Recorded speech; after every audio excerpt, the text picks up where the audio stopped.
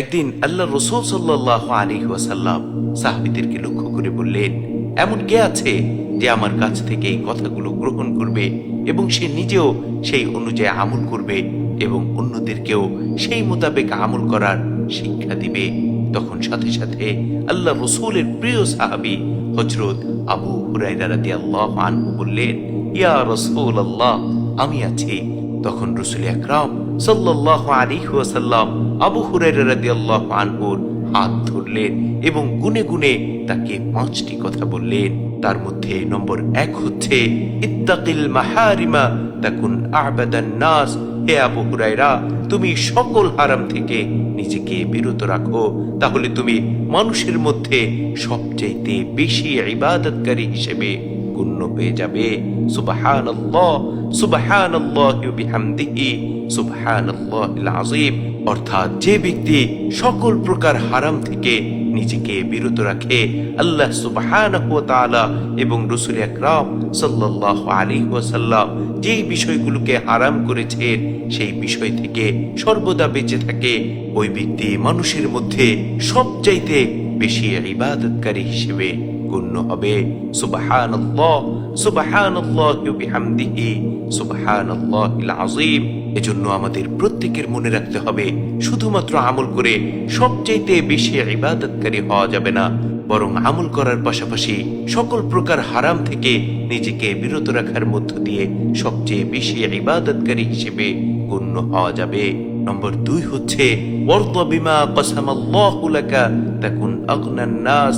হে আবু হুরায়রা, তোমার তাকদীরে, তোমার ভাগ্যে আল্লাহ সুবহানাহু ওয়া তাআলা যা নির্ধারণ করে রেখেছেন তাতে যদি তুমি সন্তুষ্ট থাকো, তাহলে তুমি মানুষের মধ্যে সবচাইতে বেশি ধনী হিসেবে গণ্য হবে। সুবহানাল্লাহ, সুবহানাল্লাহি ওয়া বিহামদিহি, সুবহানাল্লাহিল আযীম।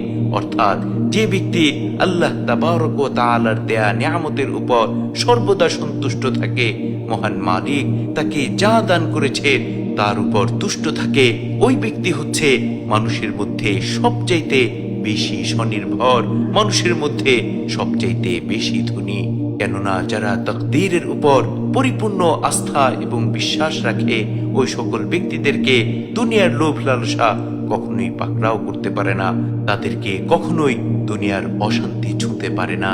সুতরাং আমাদের প্রত্যেকের উচিত হচ্ছে আল্লাহ তাবারক ওয়া তাআলা আমাদেরকে যা দান করেছে তার উপর সর্বদা সন্তুষ্ট থাকা। নম্বর 3 হচ্ছে, ওয়া আহসিন ইলা জারিকা তাকুন মুমিনা। হে আবু হুরায়রা, তুমি তোমার প্রতিবেশীর সাথে উত্তম আচরণ করো, তাহলে তুমি প্রকৃত মুমিন হতে পারবে। সুবহানাল্লাহ, সুবহানাল্লাহি ওয়া বিহামদিহি, সুবহানাল্লাহিল আযীম। অর্থাৎ যে ব্যক্তি নিজের প্রতিবেশীর সাথে উত্তম আচরণ করবে, সর্বদা ভালো ব্যবহার করবে, ওই ব্যক্তি মানুষের মধ্যে প্রকৃত মুমিন হিসেবে গণ্য হবে। সুবহানাল্লাহ, সুবহানাল্লাহি ওয়া বিহামদিহি, সুবহানাল্লাহিল আযীম। সুতরাং আমরা যদি চাই প্রকৃত ঈমানদার হতে, প্রকৃত মুমিন হতে, তাহলে অবশ্যই আমাদের উচিত হচ্ছে প্রতিবেশীদের সাথে ভালো আচরণ করা। নম্বর 4 হচ্ছে, ওয়া হিব্বা লিন-নাস মা তুহিব্বু লিনাফসিকা তাকুন মুসলিমা। হে আবু হুরায়রা, তুমি তোমার নিজের জন্য যা কিছু পছন্দ করো তা যদি অন্যের জন্য পছন্দ করতে পারো, তাহলে তুমি প্রকৃত মুসলমান হতে পারবে। সুবহানাল্লাহ, সুবহানাল্লাহি ওয়া বিহামদিহি, সুবহানাল্লাহিল আযীম।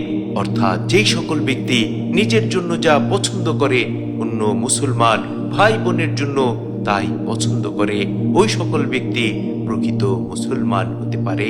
এজন্য আমাদের প্রত্যেকের উচিত হচ্ছে প্রকৃত মুসলমান হওয়ার অন্যতম এই কৌশলটি শিখে নেয়া। নম্বর 5 হচ্ছে, লা তুকসিরিদ দিহকা ফাইন্না কাসরাতাদ দিহকি তুমিতুল কলব। হে আবু হুরায়রা, তুমি অতিরিক্ত হাসা থেকে নিজেকে বিরত রাখো, কেননা অতিরিক্ত হাস্য কৌতুক অন্তরকে মৃত করে দেয়। নাউযু বিল্লাহ, নাউযু বিল্লাহ। অর্থাৎ যেই সকল ব্যক্তি অতিরিক্ত হাসি তামাশায় কৌতুকে লিপ্ত থাকে, ওই সকল ব্যক্তির অন্তর মৃত্যুবরণ করে। নাউযুবিল্লাহ, নাউযুবিল্লাহ।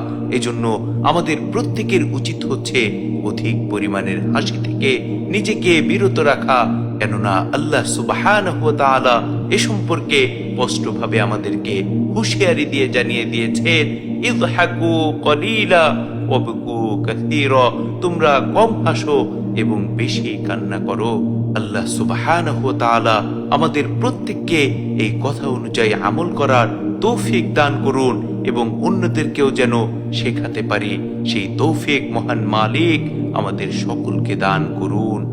আমিন।